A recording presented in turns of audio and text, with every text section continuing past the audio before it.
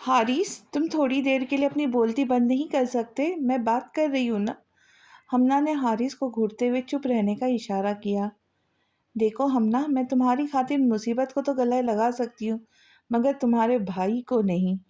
हीरा के चेहरे पे साफ शरारत जाहिर थी, जबकि ये जुमला हारिस और हदीद को हैरान कर गया।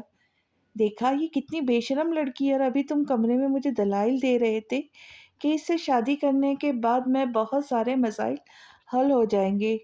डियर, इससे शादी करने के बाद मेरे मसाइल हल नहीं होंगे, बल्कि मेरे मसाइल में इजाफा हो जाएगा। हारिस ने हदीद के तरफ मुड़ते हुए कहा, मुझे एक बात समझ नहीं आ रही। अगर तुम दोनों एक दूसरे के साथ कंफर्टेबल नहीं हो तो इनकार कर दो, बहस क्यों कर रहे हो? हदीद ने नरमी से दोनों की तरफ देखते हुए हल बताया। अरे वाह, ये क्या बात हुई? तुमने तो सारा काम ही खराब कर दिया। मैं आधे घंटे से दोनों को इस रिश्ते के लिए राजी कर रही हूँ, और तुम कहते हो कि अगर नहीं कंफर्टेबल तो ना कर दे।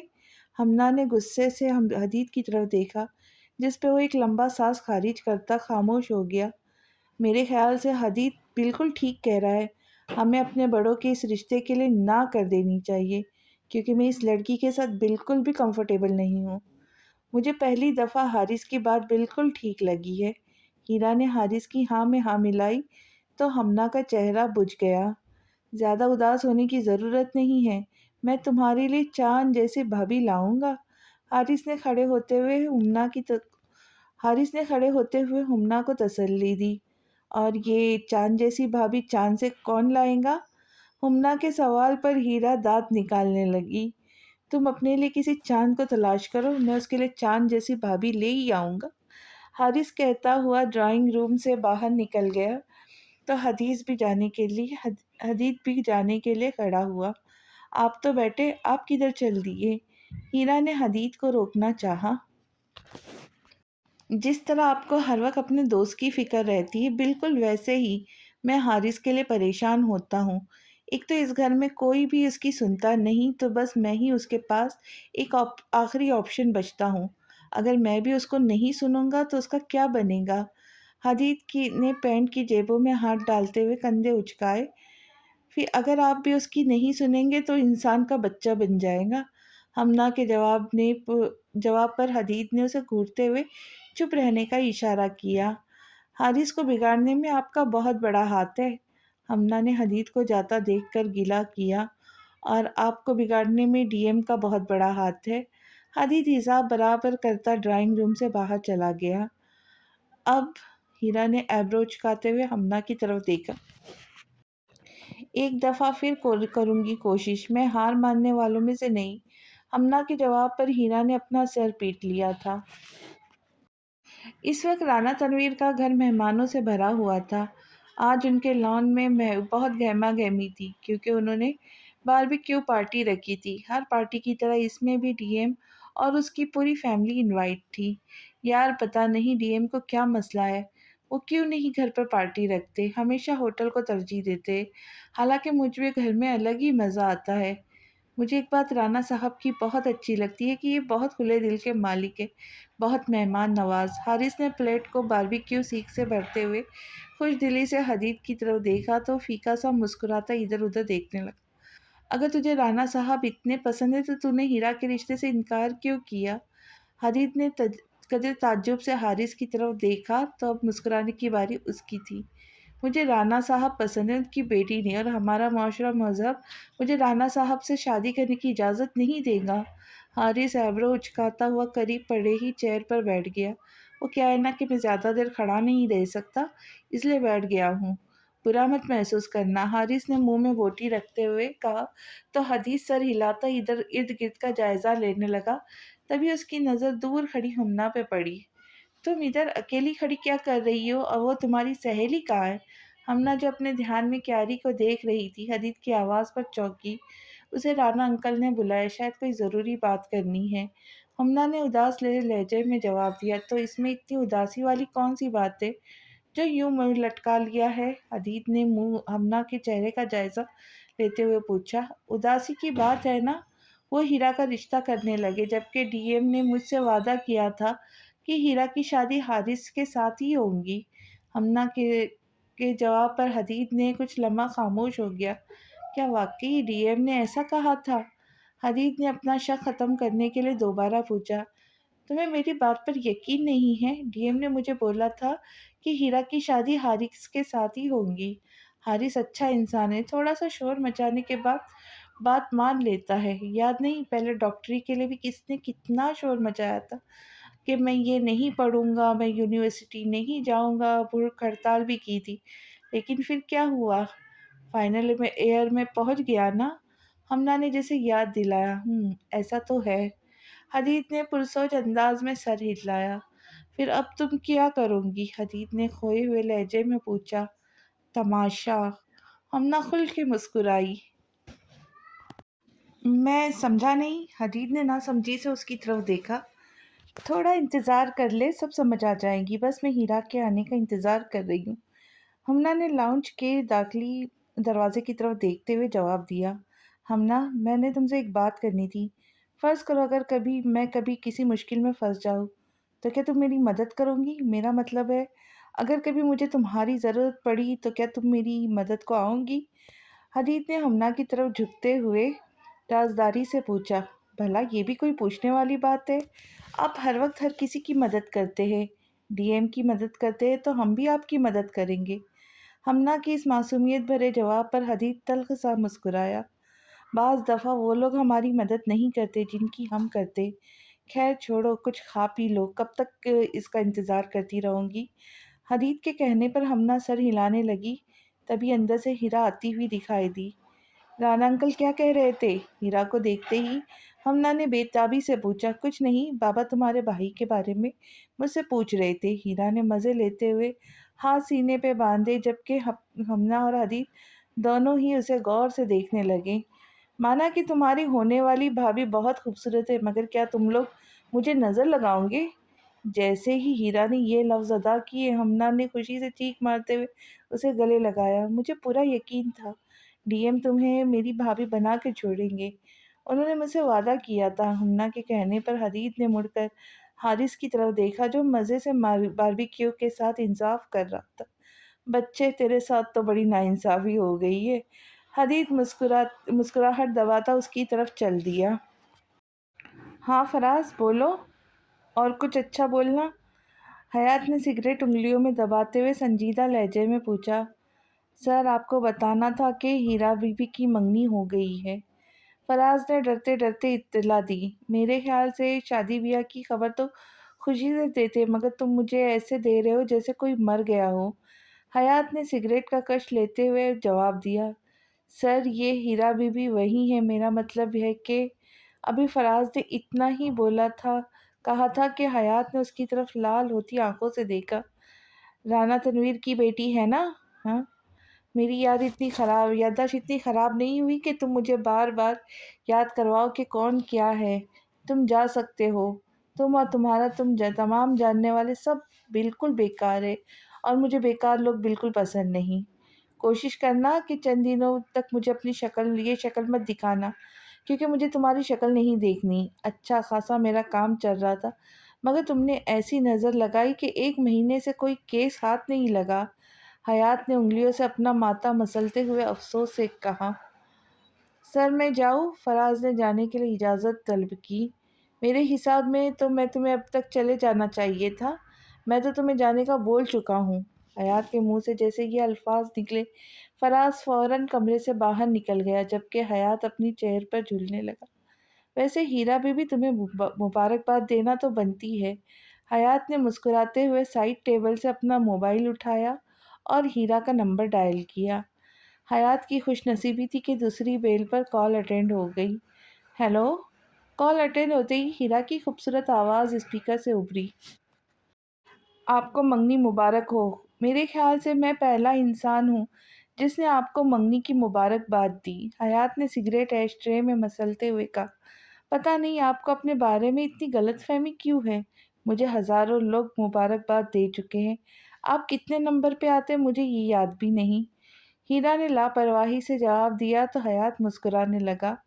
آپ کو حیرت نہیں ہوئی کہ مجھے آپ کی منگنی کا کیسے پتہ چلا؟ اب کی بار حیات کے لہجے میں تجسس تھا۔ نہیں، اس میں حیرت کی کیا بات ہے؟ چھوٹے لوگ عموماً اور پولیس والے خصوصاً بڑے لوگوں کی کھوج میں رہتے ہیں۔ ہیرا نے کندھے اچکائے، خیر ایسا تو نہیں ہے، کم از کم میں نہیں مانتا۔ میں نے آپ کو اس لیے منگنی کی مبارکباد دی ہے تاکہ آپ مجھے بھی خوش دلی سے مبارکباد دے سکے۔ وقت اور دن نوٹ کر لیں۔ حیات نے فون بند کرنے سے پہلے آخری فقرہ ادا کیا۔ میری مانے تو آپ بھی ابھی منگنی نہ کریں، کیا پتہ زندگی کا خواہ خرچہ کریں گے، آگے آپ کی مرضی۔ ہیرا نے طنز کیا اور اس سے پہلے کہ حیات کال کاٹا وہ فون بند کر چکی تھی۔ خاصی بدتمیز ہے، شاید جانتی نہیں کہ آج کل لوگوں کی منگنیاں کہیں اور ہوتی ہیں اور شادیاں کہیں اور۔ حیات نے کچھ سوچتے ہوئے ایک اور نمبر ڈائل کیا۔ حارث کے بچے، تو نے کیا شور مچا رکھا ہے؟ میں یہ شادی نہیں کروں گا، مجھے شادی نہیں کرنی ہے۔ ایسی حرکتیں لڑکیوں کو زیب دیتی ہے، لڑکوں کو نہیں۔ حارث کو بیڈ پر کھڑا دیکھ کر ہمنا نے ڈانٹا، جبکہ حدید اور نتاشا بیگم بھی بیڈ کے گرد کھڑے اس کی طرف دیکھ رہے تھے۔ اگر آپ لوگوں نے میری زبردستی شادی کرنے کی کوشش کی تو میں پنکھے کے ساتھ لٹک جاؤں گا، حارث نے دھمکی دی۔ حارث، میں تمہیں کتنی دفعہ کہا ہے وہ بات نہیں کہتے جو کر نہیں سکتے۔ میں بچپن سے تمہاری یہ دھمکی سنتی آئی ہوں، آج تم مجھے پنکھے کے ساتھ لٹک کر دکھاؤ۔ ہمنا نے غصے سے حارث کو چیلنج کیا، جبکہ نتاشا بیگم اور حدید پریشانی سے ہمنا کی طرف دیکھنے لگے۔ ماما کچھ نہیں ہوتا، اس میں اتنی ہمت نہیں کہ پنکھے کے ساتھ لٹکے، یہ تو سب بس ساتھ نہیں لٹک سکتا، یہ تو بس کے ساتھ نہیں لٹک سکتا، اتنا ڈرپوک ہے، اور یہ پنکھے کے ساتھ کیا خاک لٹکے گا؟ ہمنا نے مذاق اڑایا۔ میں پنکھے کے ساتھ اس لیے نہیں لٹکتا کہیں پنکھا گر نہ جائے، اس کا یہ مطلب نہیں کہ میں ڈرپوک ہوں۔ حارث نے ہمنا کو جواب دیتے ہوئے نتاشا بیگم کی طرح دیکھا۔ بیٹا جو بھی بات ہے آرام سے بیٹھ کر کرتے، کیوں تماشا کرنے کا کیا فائدہ؟ نتاشا بیگم نے پیار سے حارث کی طرف دیکھتے ہوئے کہا تو خاموشی سے بیڈ پر بیٹھ گیا، جبکہ ابھی تک رسی اس کے ہاتھ میں ہی تھی۔ ماما مجھے یہ شادی نہیں کرنی، مجھے وہ لڑکی بالکل پسند نہیں ہے۔ حارث نے 100 بار کہی ہوئی بات دوبارہ دہرائی تو ہمنا ہنسنے لگی۔ یہ جو لڑکے شادی سے پہلے اتنا تماشا کرتے نا، جیسے آپ کا بیٹا کر رہا ہے، یہی بعد میں ہر جگہ اپنے موبائل کے اسٹیٹس پہ، گاڑی کے پیچھے، اپنے واٹس ایپ پر، انسٹاگرام پر، غرض ہر جگہ پہ شادی کے بعد my wife is my life کا اسٹیٹس لگاتے پھرتے۔ ہمنا نے حارث کی طرف دیکھتے ہوئے طنز کیا تو حدید بھی مسکراتا ہوا ڈریسنگ ٹیبل پر جا بیٹھا۔ ماما یہ مجھے خودکشی کرنے پہ اکسا رہی، اس سے پہلے کہ میں کچھ غلط کر بیٹھوں اسے کہیں میرے کمرے سے نکل جائے۔ حارث شدید احتجاج کیا۔ حارث تم ساری رات بھی لگے رہو تو کچھ غلط نہیں کرو گی، کیونکہ تمہیں اپنے آپ سے محبت ہے، اور ماما کو تم سے اور مجھے ہیرا سے، بات سمجھ آئی؟ جیسے سائنس میں فوڈ چین ہوتی ہے، اس کو لو چین بولتے ہیں۔ حدید میں نے بالکل ٹھیک مثال دی ہے نا؟ اپنی بات کے آخر میں ہمنا نے حدید سے تصدیق چاہی تو وہ سر ہاں میں ہلا گیا۔ تو میرے ساتھ ہے یہ اس کے؟ حارث نے حدید کو سر ہلاتا دیکھ کے غصے سے اس کی طرف تکیہ پھینکا، جسے اس نے کیچ کر لیا۔ حارث یہ اسٹائل بہت پرانا ہو گیا، اگر تم نے مارنا ہی ہے تو ٹیبل لیمپ اٹھا کے مارو۔ ہمنا کی بات پر حدید نے اسے چونک کر دیکھا۔ تم لوگ یہ فضول بحث نہ بند کرو اور اپنے اپنے کمرے میں جاؤ، میں ڈی ایم سے بات کروں گی۔ نتاشا بیگم نے تسلی دینے والے انداز میں حارث کی طرف دیکھا۔ ماما آپ ڈی ایم سے کوئی بات نہیں کریں گی، ہیرا ہی اس گھر بلکہ اس کمرے میں دلہن بن کر آئیں گی اور وہیں حارث کو ٹھیک کریں گی، یہ میرا آخری فیصلہ ہے۔ ہمنا نے انگلی اٹھاتے ہوئے اپنی بات مکمل کی۔ کیا مجھے کبھی اپنی مرضی کا فیصلہ کرنے کی اجازت ملے گی؟ حارث نے انتہائی مسکین شکل بناتے ہوئے باری باری تینوں کی طرف دیکھا۔ خوابوں میں 100%، مستقبل میں 50% اور فی الحال 0%۔ اور کوئی سوال یا میں جاؤں؟ ہمنا کے پوچھنے پر حارث کے سر غصے سے بیڈ کے ساتھ لگایا۔ کیا ضرورت تھی اس مصیبت کو پیدا کرنے کی؟ میں اکیلا ہی کافی نہیں تھا؟ حارث نے اپنا غصہ نتاشا بیگم پر نکالا، جبکہ ہمنا مسکرانے لگی۔ یونی میں جیسی حسب عادت آج بھی کافی چہل پہل تھی۔ حدید اپنا کام کرنے میں مصروف تھا، جبکہ حارث سیڑھیوں پر بیٹھا ہر آنے جانے والے کو دیکھ رہا تھا۔ کیا آج جمعرات ہے؟ حدید نے لیپ ٹاپ سے نظر ہٹائے بغیر سوال کیا تو حارث اس کی آواز پر چونکا۔ نہیں، میرے خیال سے آج پیر ہے کیا، لیکن تم کیوں پوچھ رہے ہو؟ کیا جمعرات کو کوئی خاص بات ہے؟ حارث نے حدید کی طرف دیکھتے ہوئے پوچھا تو وہ مسکرانے لگا۔ تم جو سیڑھیوں میں بیٹھے ہر آنے جانے والوں سے امید لگائے ہو تو مجھے گمان ہوا کہ شاید آج جمعرات ہے۔ اپنی بات کے آخر میں حدید مسکرایا تو حارث کی اس کی بات سمجھ میں آئے۔ بڑا ہی کوئی کمینہ انسان ہے تو۔ حارث نے حدید کے کمر پر ایک مکہ رسید کیا۔ ایک تو مجھے پر اتنا بڑا ظلم ہوا، اوپر سے تم سب لوگ میرا مذاق اڑا رہے ہو۔ چلو باقیوں کی تو خیر ہے، مگر مجھے تجھ سے یہ امید نہ تھی۔ حارث نے سیڑھیوں پر ہاتھ رکھتے ہوئے سر پیچھے گراتے ہوئے ایک آہ بھری تھی۔ ایک تو تجھے بیٹھے بیٹھے بٹھائے بغیر کسی محنت کے اتنی امیر اور خوبصورت لڑکی مل گئی ہے، اوپر سے تو اتنی ناشکری کر رہا ہے۔ حدید نے لیپ ٹاپ بند کرتے ہوئے اس کی طرف رخ کیا۔ اوہ ریئلی؟ حارث کا انداز تنزیہ تھا۔ تم ایسا کرو کہ آج ہیرا کو لنچ پر انوائٹ کرو اور تمہارے دل میں اسے لے کر جو بھی خدشات ہیں بیان کر دو۔ حدید نے کندھے اچکاتے ہوئے حارث کی طرف دیکھا تو حارث دانت نکالنے لگا۔ پہلی بات تو یہ کہ وہ میرے بلانے پر آئیں گی نہیں۔ دوسرا، تمہیں لگتا ہے کہ وہ میری بات سیریس ہو کر سنیں گی؟ جیسے تم اسے جانتے نہیں۔ وہ صرف پیدا اپنے گھر میں ہوئی، پلی بڑی ہمارے گھر میں ہی ہے۔ اس کی عادتیں میری محترمہ بہن سے کسی طور بھی مختلف نہیں، لہٰذا مجھے مکھیوں کے چھتے میں ہاتھ ڈالنے کا کوئی شوق نہیں۔ مگر گھر والوں نے تو تمہیں پورا کے پورا مکھیوں کے حوالے کر دیا ہے۔ حدید کی یاد دہانی پر حارث نے ایک بار پھر منہ بنا لیا۔ اب منہ کیوں بنایا؟ حدید نے حارث کو سیریس ہوتا دیکھ کر دوبارہ پوچھا۔ ظاہر سی بات ہے، مکھیوں کے کاٹنے کے بعد یہ منہ ایسا ہی ہو جائے گا، تو میں نے سوچا پہلے ہی پریکٹس کر لوں۔ ایک ہمنا تھوڑی تھی جو اپنی جیسی ایک اور لے آئی ہے۔ حارث، تیرے برے دن شروع ہونے والے ہیں۔ حارث ابھی آسمان کی طرف دیکھ کے فریاد کر رہا تھا کہ اس کا موبائل بجنے لگا۔ ڈی ایم کو اس وقت کیا کام ہو سکتا ہے؟ موبائل اسکرین پر ڈی ایم کا نام چمکتا دیکھ کر حارث نے حدید کی طرف دیکھا۔ ڈی ایم، آپ یقین مانیں کہ میں نے ابھی تک کچھ بھی نہیں کیا ہے۔ بے شک حدید سے پوچھ لے۔ حارث نے کال اٹینڈ کرتے ہی فوراً اپنی صفائی پیش کی۔ ہر وقت فضول باتیں نہ کرتے رہا کرو۔ آج یونیورسٹی سے واپسی پر تم اور حدید سائٹ پر چلے جانا۔ دیکھو ہسپتال کا کام کہاں تک پہنچا ہے۔ کہنے پہ حارث سر ہلاتا فون بند کر دیا۔ چلو جی، ایک تو سارا دن یونیورسٹی میں پروفیسر دماغ خراب کر دیتے، اوپر سے جو کسر بچ جاتی وہ ڈی ایم نکال دیتا ہے۔ اتنی گرمی میں صاحب فرما رہے کہ واپسی پر سائٹ کا چکر لگا لینا۔ حارث کے کہتے ہوئے موبائل پاکٹ میں ڈال دیا، جبکہ ہسپتال کا نام سنتے ہی حدید کے چہرے کے تاثرات بدل گئے تھے۔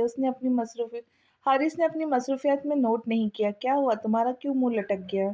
اتنی دیر سے میں اپنا دکھ بیان کر رہا ہوں تو تمہارے سر پہ جوں نہیں رہیں گی، اب کیسے منہ بنا لیا؟ حارث نے حدید کی طرف دیکھتے ہوئے تبصرہ کیا، جس پر حدید چیزیں سمیٹتا اٹھ کھڑا ہوا۔ جلدی کرو، کلاس کا وقت ہونے والا ہے، پھر سائٹ پر بھی جانا ہے۔ حدید کہتا ہوا کوریڈور کی طرف چل دیا۔ ہائے ہیرا بی بی، اتنے سارے لوگ تھے دنیا میں، تمہارا پیدا ہونا ضروری تھا کیا؟ کسی سیانے نے بالکل ٹھیک کہا ہے کہ دکھ اپنے اپنے ہوتے۔ حارث منہ میں بڑبڑاتا ہوا حدید کے پیچھے چل دیا۔ ڈریسنگ ٹیبل کے سامنے کھڑے ہوتے ہوئے حیات نے اپنا جائزہ لیا۔ خوبصورت جسم، دراز قد، اس پہ برانڈڈ کپڑے۔ حارث نے کوٹ کا بٹن بند کرتے ہوئے ایک خوبصورت مسکراہٹ شیشے کی طرف اچھالی۔ یہ شرف صرف اس کے ڈریسنگ ٹیبل کو اس شیشے کو ہی حاصل تھا، جس کی طرف دیکھ کر حیات مسکراتا تھا۔ موبائل پر نمبر ڈائل کرتے ہوئے قدم قدم سیڑھیاں اتر رہا تھا، جبکہ نیچے نوکر ڈائننگ ٹیبل پر اس کا ناشتہ سجائے بادب کھڑے تھے۔ جیسے ہی حیات نے آخری سیڑھی پہ قدم رکھا، نوکر نے آگے بڑھتے ہوئے حیات کے لیے کرسی نکالی۔ ہاں بولو، کام کا کیا بنا؟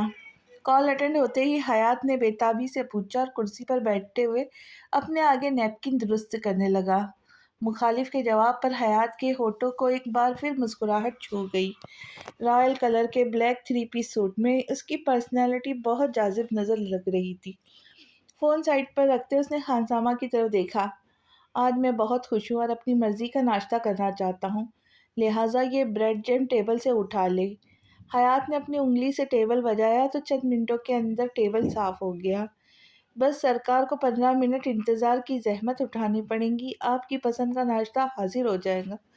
خان سامہ جو سفید ڈریس کوٹ اور سر پر سرخ ٹوپی لیے کھڑا تھا، اس نے بے انتہائی ادب انداز میں حیات کو جواب دیا، اگر وقت زیادہ بھی لگ جائے تو کوئی مسئلہ نہیں، آپ آرام سے ناشتہ تیار کریں، میں جلدی میں نہیں ہوں۔ حیات نے کرسی کے ساتھ ٹیک لگاتے ہوئے ٹانگ پر ٹانگ رکھی تو اس کا جواب اور انداز خانسامہ کو حیران کر گیا۔ سرکار، مجھ سے کوئی غلطی ہو گئی ہے؟ خانسامہ نے ہاتھ جوڑتے ہوئے انتہائی سنجیدگی سے پوچھا تو حیات اس کے انداز پر قہقہہ لگا گیا۔ حیات کے یوں قہقہہ لگانے پر ارد گرد موجود نوکروں نے مڑ کر اس کی طرف دیکھا۔ یا تو واقعی حیات صاحب بہت خوش ہے یا ہم سب کی شامت آنے والی ہے۔ ایک سینئر نوکر نے جونیئر کے کان میں پیش گوئی کی، جبکہ خانسامہ تھر تھر کانپ رہا تھا۔ آپ پریشان نہ ہوں اور میری پسند کا ناشتہ بنا کر لائیں۔ ہاں، البتہ میں خوش ہوں، اور میرے خوش ہونے کی وجہ یہ ہے کہ رات کھانے پہ میرا دوست، میرا چھوٹا بھائی آئے گا، اور آپ سب جانتے ہیں کہ جب وہ آتا ہے تو میں کتنا خوش ہوتا ہوں، لہٰذا رات کے کھانے میں کسی قسم کی کوئی کمی نہ ہو۔ حیات کی بات پر خانسامہ نے سکھ کا سانس لیا۔ گیم کھیلنے کا مزہ تب آتا ہے جب سامنے والا بھی گیم کے اصولوں سے واقف ہو۔ اچھا، تو ہیرا بی بی یہ بات ہے۔ حیات نے خود کلامی کرتے ہوئے موبائل کو اپنے ہاتھ میں گھمایا اور سوچنے کے بعد ہیرا کا نمبر ڈائل کیا۔ آپ نے تو کہا تھا کہ آپ کسی کو بغیر مقصد کے فون نہیں کرتے، اور جہاں تک مجھے یاد پڑتی ہے تو مجھے آپ نے ہمیشہ بغیر مقصد کے ہی فون کیا ہے، میں اسے کیا سمجھوں؟ کال اٹینڈ ہوتے ہی دوسری طرف ہیرا کی آواز سنائی دی تو حیات مسکراتے ہوئے اپنا پاؤں ہلانے لگا۔ پہلی ملاقات میں نے آپ کو ایک انتہائی بیوقوف اور چھوٹی سی بچی سمجھا تھا، جو کہ میری زندگی کی سب سے بڑی غلطی تھی۔ حیات کے اقرار پر ہیرا مسکرانے لگی، کیونکہ اب مسکرانے کی باری اس کی تھی۔ ایک آپ ہی نہیں، اکثر لوگ پہلی ملاقات میں میرے بارے میں ایسی رائے قائم کرتے ہیں، دوسری یا تیسری ملاقات تک ان کی رائے اور تاثرات دونوں بدل جاتے ہیں۔ خیر، آپ کال کرنے کا مقصد بیان کریں، کیونکہ اب مقصد ایپ والے بھی بغیر مقصد کے میسج نہیں کرتے۔ آپ تو پھر ایس پی حیات عالم ہیں۔ مجھے بہت اچھا لگتا ہے جب آپ میرا پورا نام اتنی تمیز سے لیتی ہے۔ ویسے کال میں نے آپ کے بغیر مقصد کے ہی کی ہے، میرے ناشتے میں دیر تھی تو میں نے سوچا چلے آپ سے بات کر لوں۔ حیات نے نوکروں کو ٹیبل پر ناشتہ لگاتا دیکھ کر کہا، آپ کے جواب پر دل کرتا ہے کہ میں آپ کو 21 توپوں کی سلامی دوں۔ خیر، جو لوگ مجھے جانتے ہیں انہیں تو معلوم ہے، لیکن آپ کو بتا دیتی ہوں کہ میں صرف ان لوگوں کا نام اتنی تمیز سے لیتی ہوں جنہیں میں عزت نہیں دینا چاہتی، اور اب میں آپ کا نمبر بلاک کر رہی ہوں کیونکہ آپ کو عزت راست نہیں۔ ہیرا نے کہتے ہوئے کال کاٹ دی، جبکہ حیات نے کندھے اچکاتے ہوئے فون ٹیبل پر رکھا اور مزے سے ناشتہ کرنے لگا۔ کہا جا سکتا ہے پورا گھر چھان مارا، ایک تو مجھے سمجھ نہیں آتی کہ جن لوگوں کے ایک یا دو بچے ہوتے انہیں اتنا بڑا گھر بنانے کی ضرورت کیا ہے۔ مرغی کے کتنے ڈھیر سارے بچے ہوتے، مگر وہ سارے کے سارے ایک ٹوکرے کے نیچے امن اور شانتی سے رہتے، اور ہم لوگ۔ ہمنا نے سر کو جھٹکا۔ اب یہ 5 کنال کے گھر میں صرف میں اور حارث ہے، یہ حارث کا بچہ کدھر چلا گیا ہے؟ ہمنا نے ٹی وی لاؤنج میں کھڑے ہوتے ہوئے چاروں طرف نظر دوڑائی۔ میرے خیال سے حدید کے کمرے میں ہوں گا، یہ خیال مجھے پہلے کیوں نہیں آیا؟ چٹکی بجاتے ہمنا تیزی سے سیڑھیوں پہ چڑھنے لگی۔ حدید کے کمرے کا دروازہ کھلتے ہی خوشبو نے اس کا استقبال کیا۔ حدید بلیک شلوار قمیض کے اوپر براؤن واسکٹ پہنے بالوں میں برش پھیر رہا تھا۔ آؤ اندر آ جاؤ، رک کیوں گئی؟ حدید نے برش ٹیبل پر رکھتے ہوئے ہمنا کو اشارہ کیا، جس پر وہ معذرت کرتی دروازے کے ساتھ ہی ٹیک لگا کر کھڑی ہو گئی۔ کیسے لگ رہا ہوں؟ حدید نے ایبرو اچکاتے ہوئے ہمنا سے پوچھا۔ میرا نہیں خیال کہ آپ کو میری رائے کی ضرورت ہے، سامنے لگے شیشے میں دیکھ لیں، وہ آپ کو میرے سے بہتر جواب دے گا۔ ہمنا کے جواب پر حدید مسکراتا ہوا بیڈ پر بیٹھ گیا اور اپنے جوتے پہننے لگا۔ آپ کہیں جا رہے ہیں؟ کچھ دیر بعد ہمنا کے پوچھنے پر حدید نے ہاں میں سر ہلایا، مگر منہ سے کچھ نہیں کہا۔ حارث بھی آپ کے ساتھ جائے گا؟ ہمنا کو تجسس ہوا۔ نہیں، بلکہ میں تو کافی دیر سے حارث کو دیکھا بھی نہیں ہے۔ حدید نے ہاتھ میں گھڑی باندھتے ہوئے جواب دیا تو ہمنا کو ٹینشن ہوئی۔ آپ کب تک واپس آئیں گے؟ وہ مجھے کیمسٹری کا ایک ٹاپک سمجھنا تھا۔ ہمنا نے جھوٹ کا سہارا لیتے ہوئے سوال کیا۔ ایسا کرو آج تم چھٹی کر لو، ٹھیک ہے؟ مجھے آنے میں دیر ہو جائے گی۔ حدید نے کہتے ہوئے پرفیوم کی بوتل پکڑی اور خود پر چھڑکنے لگا۔ کمرہ تو آگے ہی خوشبو سے مہکا ہوا ہے۔ ہمنا نے پرفیوم کی طرف اشارہ کرتے ہوئے رائے دی تو حدید نے بوتل واپس ٹیبل پہ رکھ دی۔ ٹھیک ہے، آپ تیار ہو؟ میں ذرا حارث کو تلاش کر لوں، پتہ نہیں کہاں بیٹھا، کیا کر رہا ہوگا۔ ہمنا نے فکر مندی سے کہا اور جانے کے لیے مڑی۔ میری مانو تو اپنی دوست کو فون کر لو، کیا پتہ اس کے ساتھ بیٹھا ہو، حدید نے شرارت سے کہا تو ہمنا اسے گھورتی ہوئی سیڑھیاں اترنے لگی۔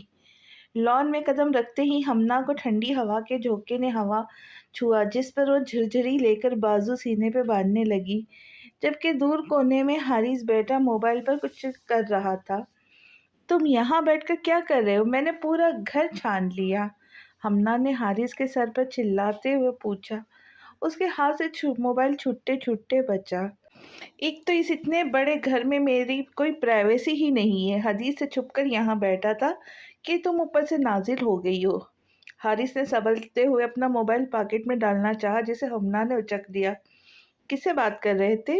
ہمنا نے موبائل کی اسکرین آن کرتے ہوئے تفتیشی انداز میں پوچھا جبکہ موبائل پاس ورڈ مانگ رہا تھا۔ کم از کم تمہاری چڑیل دوست سے بات نہیں کر رہا تھا بلکہ اسے جان چھڑانے کے طریقے گوگل سے پوچھ رہا تھا۔ حارث نے ہمنا کے ہاتھ سے اپنا موبائل واپس لیتے ہوئے چڑھ کر جواب دیا۔ ہائے حارث، سچ کہہ رہے ہو؟ ہمنا کو حیرت کا شدید جھٹکا لگا۔ بالکل سچ، اگر یہ یقین نہیں تو تم دیکھ لو۔ حارث نے موبائل ان لاک کرتے ہوئے ہیرا کے آگے کیا جس پر جعلی حروفوں میں لکھا تھا منگنی توڑنے کے آسان طریقے۔ حارث نے ہمنا کے آگے فون ہلاتے ہوئے واپس اپنی طرف کیا۔ تم دنیا کے واحد نمونے ہو جس نے گوگل پہ یہ سرچ کیا ہوگا۔ ہمنا نے افسوس سے سر نفی میں ہلایا، تبھی اندر سے حدید باہر آتا ہوا دکھا۔ یہ اتنا تیار ہو کے کہاں جا رہا ہے، وہ بھی اکیلے؟ حارث نے حدید کو دیکھتے ہوئے کہا جبکہ وہ دور سے ہی ہاتھ دیو کرتا گاڑی کی طرف بڑھ گیا۔ میرے خیال سے حدید صاحب کو عشق کی بیماری لگ گئی ہے اور یہ کسی حسین پری سے ملنے جا رہا ہے۔ کیا نصیب ہے اس بندے کے، ہر کوئی ہی اس سے پیار کرتا ہے اور ایک میں ہوں۔ حارث نے سرد آہ بھری جبکہ اس کی بات پہ ہمنا کا منہ لٹک گیا۔ کیا واقعی حدید کا چکر چل رہا ہے؟ ہمنا نے سنجیدگی سے حارث کی طرف دیکھا تو حارث نے لا علمی کا اظہار کیا۔ حیات بہت بے قراری کے ساتھ لان میں ٹہل رہا تھا۔ ہوا کے ٹھنڈے جھونکے اس کو چھو کر مزید بے قرار کر رہے تھے جس کی وجہ سے اس کے کندھوں پہ بڑی براؤن کلر کی شال اس کے جسم کے ساتھ رہ رہ کے ٹکرا رہی تھی۔ کبھی وہ رک جاتا، کبھی اپنی کلائی پہ بندھی مہنگی گھڑی میں ٹائم دیکھتا۔ جب کسی چیز کا انتظار ہو تو گھڑی کی سوئیاں کی رفتار کم ہو جاتی ہے اور دل کی دھڑکن کی دگنی۔ نگاہیں بے ارادہ گیٹ کی طرف اٹھتی اور مایوس پلٹ آتی۔ 2-3 چکر لگانے کے بعد بالآخر حیات نے مایوس ہو کر اپنی جیب سے موبائل نکالا۔ اس سے پہلے کہ وہ کسی کا نمبر ڈائل کرتا، گیٹ پر ہوتی ہارن کی آواز نے اس کی توجہ اپنی طرف دلوائی تو اس کے چہرے پہ اطمینان اترا۔ گیٹ کھلتے ہی زن سے گاڑی اندر داخل ہوئی۔ حیات نے گاڑی کی طرف قدم بڑھائے۔ گاڑی رکتے ہی فرنٹ سیٹ کا دروازہ کھلا اور حدید اپنی پوری آن بان کے ساتھ گاڑی سے باہر نکلا۔ ڈاکٹر حدید، تم بہت انتظار کراتے ہو، پھر کہیں جا کے تمہارے دید نصیب ہوتی ہے، اس طرح دیر کرو گے تو مریض کیسے ٹھیک ہوں گے؟ حیات نے حدید کو گلے لگاتے ہوئے گیلا کیا تو مسکرانے لگا۔ ایس پی حیات عالم، آپ ایسے کام نہ کیا کریں جس کی وجہ سے مجھے آپ سے ملنے میں دیری ہو، حدید نے حجاب چکاتے ہوئے جواب دیا تو حیات محبت سے اس کے گرد اپنا بازو حائل کرتا لاؤنج کی طرف چل دیا۔ اتنے سارے کھانے میں کیسے کھا سکتا ہوں؟ حدید نے ڈائننگ ٹیبل پہ نظر ڈالتے ہوئے خوشی سے کہا۔ کھا نہیں سکتے تو کم از کم چکھ ہی لو، سب کے سب تمہارے پسندیدہ ہے۔ حیات نے حدید کے لیے کرسی نکالتے ہوئے جواب دیا اور خود سربراہی کرسی پر بیٹھ گیا۔ آپ مجھے بہت پریشان کرتے ہیں، حدید نے دونوں کہنیاں ٹیبل پر رکھتے ہوئے حیات کی طرف دیکھا۔ میں تمہیں پریشان کرتا ہوں؟ حیات نے کھانا حدید کے آگے کرتے ہوئے تصدیق چاہی۔ جی بالکل، آپ ہی مجھے پریشان کرتے ہیں۔ چلو اسی بہانے تم مجھ سے ملنے تو آ جاتے ہو۔ اب کی بار حیات نے اپنی پلیٹ میں سالن نکالتے ہوئے جواب دیا۔ آپ پلیز ایسا نہ کریں، حدید نے حیات کی بات کو نظر انداز کرتے ہوئے التجا کی۔ میں چاہ رہا تھا کہ تم پہلے ہم سکون سے کھانا کھا لیتے ہیں، لیکن اگر تم نہیں کھانا چاہتے تو چلو بات کر لیتے۔ حیات نے کھانا چھوڑتے ہوئے حدید کی طرف دیکھا۔ آپ یہ کیوں کر رہے؟ حدید کے پوچھنے پر حیات نے ایبرو اچکائے۔ پلیز اب یہ نا سمجھی کا ڈرامہ نہ کرے۔ میں جانتا ہوں، آپ اچھی طرح سے واقف ہے میں کس بارے میں بات کر رہا ہوں۔ حدید نے چڑھتے ہوئے حیات کی طرف دیکھا تو اس کے لبوں پہ مسکراہٹ چھو گئی۔ ایک تو میں تمہاری خواہش پوری کر رہا ہوں، اوپر سے تم مجھ سے ناراض ہو رہے ہو۔ ہر وقت تم ہی نے تو رٹ لگائی ہوتی ہے، شادی کر لے شادی کر لے۔ اب اگر کرنے لگا ہوں تو کیا مسئلہ ہے؟ تمہیں مجھ سے زیادہ حارث پیارا ہے؟ حیات کے لہجے میں جیلسی تھی۔ مجھے حارث سے بھی زیادہ اس کی بہن پیاری ہے۔ حدید کا انداز اور جواب ایسا تھا کہ حیات قہقہا لگانے پہ مجبور ہو گیا۔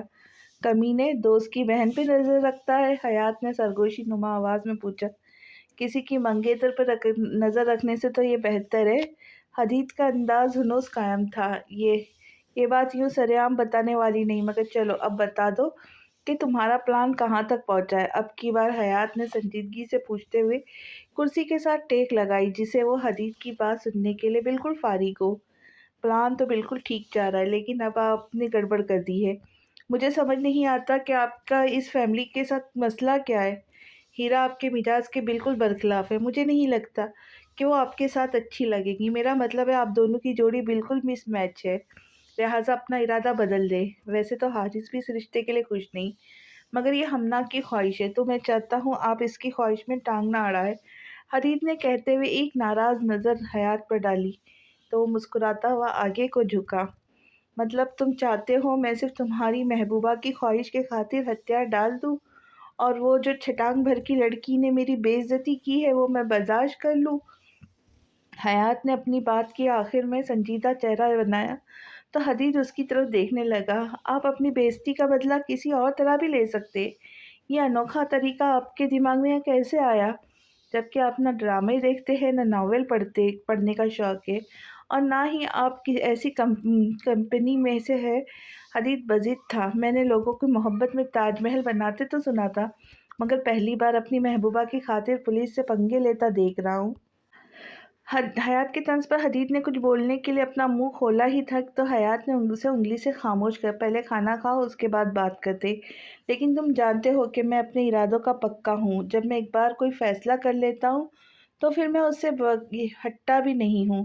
جیسا کہ تم نے بولا ہے، حارث بذات خود ہی میں اس رشتے سے دلچسپی نہیں رکھتا، تو بس بات ختم۔ حیات کے کہنے پر حدید خاموشی سے کھانا شروع کرنے لگا۔ تم صرف اس لیے آئے تھے؟ کھانا کھاتے ہوئے حیات نے پوچھا۔ نہیں، آپ کو کچھ بتانا بھی تھا، حدید نے کہتے ہوئے ساتھ ہی اپنے ہاتھ ٹشو سے صاف کیا، پاکٹ سے موبائل نکالتے ہوئے ایک تصویر حیات کے آگے کی، جسے دیکھتے ہی اس کے تاثرات پتریلے ہو گئے۔ یہ جاننے کے لیے کہ یہ تصویر کس چیز کی تھی اور کیا ہیرا کے ساتھ حارث کی یا حیات کی شادی ہوگی، یہ دیکھنے کے لیے اگلی قسط میں ملتے ہیں۔ تب تک کے لیے اجازت دیجیے۔ خوش رہے، خوشیاں بانٹے اور دعاؤں میں یاد رکھے۔ اور جانے سے پہلے آپ سب سے گزارش ہے کہ چینل کو سبسکرائب کرنا نہ بھولیں تاکہ میری آنے والی ویڈیو آپ تک جلد از جلد پہنچ سکے۔ تو ملتے ہیں جلدی، تب تک کے لیے اللہ حافظ۔